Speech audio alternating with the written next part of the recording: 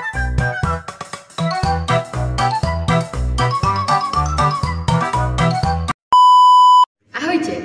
My sme tým z gymnázia Svätej Moniky v Prešove a dnes vám ukážeme nášho robota Wallyho.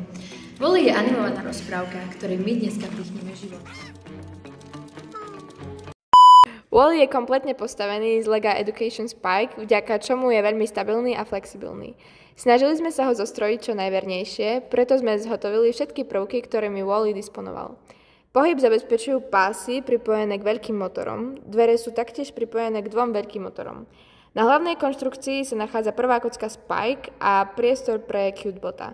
Ruky sú pripojené k malým motorom, rovnako ako krk, ktorý je spojený s telom pomocou ozubených kolies. Wally na interakciu s človekom využíva senzor vzdialenosti a senzor farieb. Reaguje na pohyb ruky a na farbu dlane, konkrétne červenú.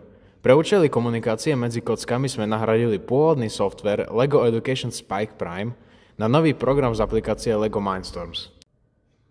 Toto je rastlinka, ktorá symbolizuje dar pre Evu v našom vystúpení. Je to Cutebot, teda inteligentné pretekárske auto Microbit V3. Vďaka senzoru vzdialenosti dokáže vnútri robota zostať, kým sa neotvoria dvere. Následne hľada čiernu čiaru, ktorú potom dokáže sledovať. Tu je krátky scenár k nášmu vystúpeniu. Naplňou nášho robota je upratovať odpadky, ktoré dá na jednu kôpku. Keď doupratuje odpadky, tak sa vydá doručiť Cutebota na plátno, v ktorom bude pochodovať. Je to dar pre Ivy, ktorá ho očarila natoľko, aby jej našiel kvetinku života.